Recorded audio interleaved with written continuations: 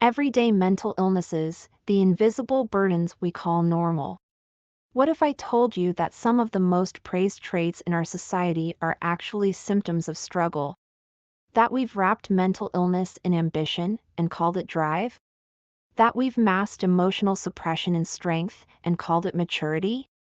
That we've worn anxiety like a badge of honor and called it productivity?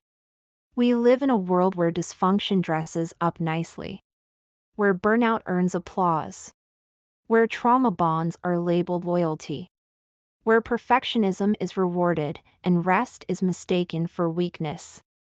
These are what I call everyday mental illnesses, not always diagnosed, not always visible, but real and present and deeply woven into the way we live. We've normalized gaslighting by calling it tough love.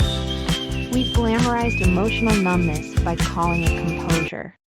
We've dismissed people's pain with phrases like just be grateful or it could be worse. And we wonder why so many of us are walking through life feeling tired, but unsure why. Let's name it.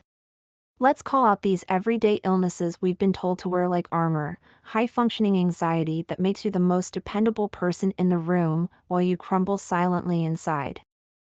Toxic positivity that teaches you to smile through pain until you can't feel anything at all. Codependency that looks like devotion, but sounds like, I don't know who I am without you.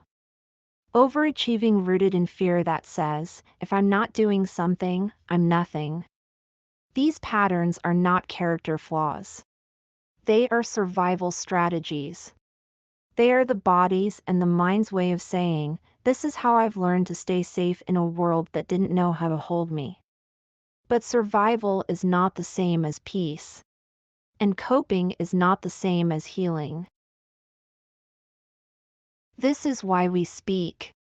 This is why this series exists. Not to shame these patterns, but to reveal them. To unravel them gently, layer by layer. And to offer something greater in their place: wholeness, awareness, choice.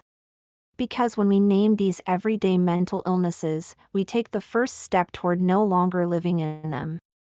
We choose presence over pretending, healing over hiding, and truth over the stories we were told to accept.